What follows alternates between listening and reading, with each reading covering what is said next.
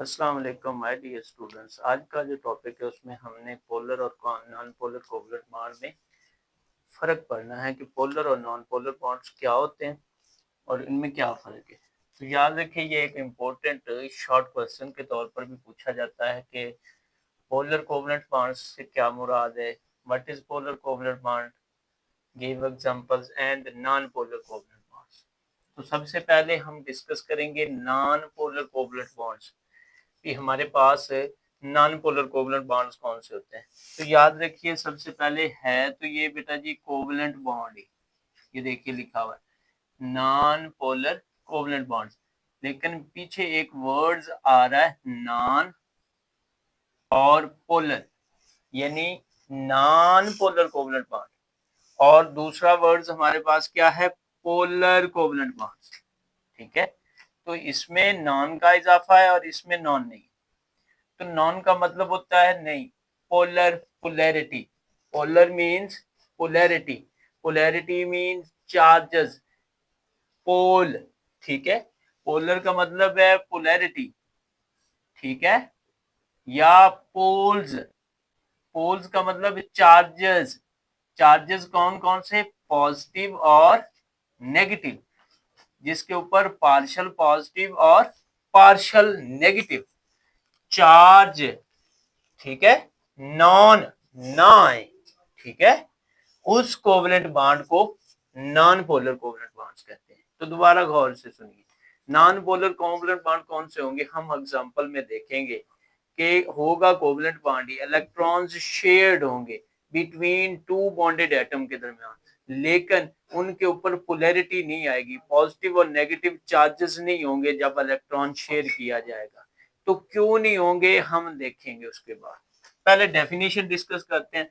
When a covalent bond is formed, यानी covalent bond बने between, दरमियान, टू, यहां से important, between two identical atoms, ये इंपॉर्टेंस है। जब कोवलेंट बॉन्ड बनता है दो आइडेंटिकल एटम, एक जैसे ही एटम्स के दरमियान, तो उस कोवलेंट बॉन्ड को बोलते हैं नॉन पोलर कोवलेंट बॉन्ड, और इसको दूसरा नाम भी दिया जाता है प्योर कोवलेंट बॉन्ड का।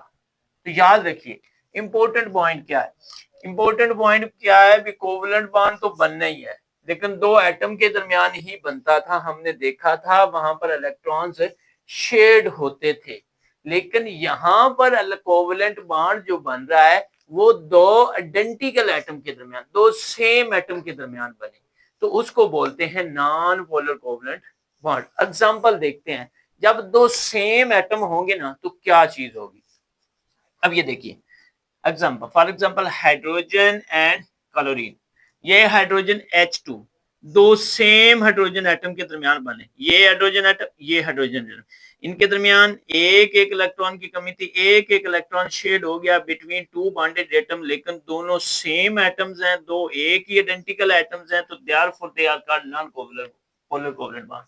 अब याद करें, जब याद रखिए, एक हमारे पास ना ये चीज होती है बेटा जी इलेक्ट्रोनेगेटिविटी, जिसको आप EN से लिखते हैं, इलेक्ट्रोनेगेटिविटी। बहुत याद रखिए, इलेक्ट्रोनेगेटिविटी, इलेक्ट्रो का मतलब क्या, इलेक्ट्रॉन्स, नेगेटिविटी उसके ऊपर इलेक्ट्रॉन्स को अपनी तरफ खींचने की सलाहियत को बोलते हैं, इलेक्ट्रॉन्स को अपनी तरफ खींचने की। यानी कहने का मकसद क्या है भी, ये इलेक्ट्रॉन्स आपने शेड किया है दो हाइड्रोजन एटम्स का, एक इलेक्ट्रॉन इस हाइड्रोजन के पास था जिसको डार्ट से, एक इलेक्ट्रॉन इस एटम का था, इसको क्रॉस से मैंने शो कर दिया। अब इधर भी हाइड्रोजन एटम है, इधर भी हाइड्रोजन एटम है, और दोनों की इलेक्ट्रोनेगेटिविटी यानी इलेक्ट्रॉन्स को अपनी तरफ खींचने की सलाहियत क्या है भी, अगर दोनों हाइड्रोजन एटम है तो इलेक्ट्रॉन्स को खींचने की सलाहियत दोनों की क्या होगी, इक्वल, बराबर। ठीक है, तो इस वजह से इसके ऊपर पोलैरिटी नहीं आएगी, इसके ऊपर चार्जेस नहीं आएंगे, क्योंकि दोनों एटम इलेक्ट्रॉन को सेम है, सेम एटम्स है, इलेक्ट्रोनेगेटिविटी भी सेम है, तो वो उनका जो इलेक्ट्रॉन को जो शेयर किया है ना हमने एक एक, उसको खींचने की पावर भी सेम होगी और उसके ऊपर चार्जेस भी नहीं आएंगे। तो इस तरह के कोवलेंट बॉन्ड को बोलेंगे नॉन पोलर कोवलेंट बॉन्ड। तो इसमें इंपॉर्टेंट कंसेप्ट क्या है हमारे पास, इलेक्ट्रोनेगेटिविटी का कंसेप्ट है कि अगर इलेक्ट्रोनेगेटिविटी सेम हो ठीक है, डेफिनेशन इस तरीके से भी हम लिख सकते हैं, अगर कोवलेंट बॉन्ड में दो एटम्स की इलेक्ट्रोनेगेटिविटी सेम है ना, तो वो बॉन्ड बनेगा नॉन पोलर कोवलेंट बॉन्ड। ठीक है, तो उसमें चार्जेस नहीं आएंगे, उसमें पोलैरिटी नहीं बनेगी, उसमें पोल्स नहीं बनेंगे, तो इस तरह के कोवलेंट बॉन्ड को बोलेंगे नॉन पोलर कोवलेंट बॉन्ड। अच्छा जी, इसके बरक्स हम देखते हैं पोलर कोवलेंट बॉन्ड। अब वर्ड से हमें पता चलता है पोलर का मतलब पोल्स आएंगे, क्योंकि यहाँ पर नॉन पोलर था, पोल्स नहीं आएंगे, तो यहाँ पर पोलर है, पोल्स आएंगे, यानी पॉजिटिव और नेगेटिव पार्शियल पोल्स आएंगे। ठीक है, कोवलेंट बॉन्ड क्या है, be shared pair of electron को कोवलेंट बॉन्ड कहते हैं, और पोलर यानी पोलैरिटी बनेगी। तो यहाँ पर मैं एक बात बताता हूँ, दो आइडेंटिकल एटम के दरमियान बने, दो सेम एटम के दरमियान बने, तो पोलैरिटी नहीं आती थी, वो नॉन पोलर कोवलेंट बॉन्ड था, क्योंकि उनकी इलेक्ट्रोनेगेटिविटी सेम थी। जब आप पढ़ेंगे ना पोलर कोवलेंट बॉन्ड, तो याद रखिए दोनों एटम की इलेक्ट्रोनेगेटिविटी सेम नहीं होगी, क्योंकि ये दो डिफरेंट एटम के दरमियान बनेगा। ठीक है, जब दो डिफरेंट एटम के दरमियान बनेगा, टू नॉन आइडेंटिकल एटम के दरमियान बनेगा, तो वो क्या होगा कि इलेक्ट्रॉन्स को जो खींचने की सलाहियत होगी ना, दोनों की इलेक्ट्रोनेगेटिविटी वो भी इक्वल नहीं होगी। एक एटम की इलेक्ट्रोनेगेटिविटी ज्यादा होगी, दूसरे एटम की इलेक्ट्रोनेगेटिविटी कम होगी। तो जिस एटम की इलेक्ट्रॉन खींचने की सलाहियत ज्यादा होगी, उसकी पावर, वहां पर चार्ज आ जाएगा पार्शियल नेगेटिव, और जिस एटम की इलेक्ट्रोनेगेटिविटी वैल्यू क्या होगी, थोड़ी होगी, उसके ऊपर चार्ज आ जाएगा पार्शियल पॉजिटिव। तो यहां पर क्या है, यहां पर इंपॉर्टेंट पॉइंट है, तो ये प्योर पोलर कोवलेंट बॉन्ड कब बनेगा, दो identical between two non identical atom, यानी दो मुख्तलिफ किस्म के एटम के दरमियान, दो डिसिमिलर एटम के दरमियान बनेगा।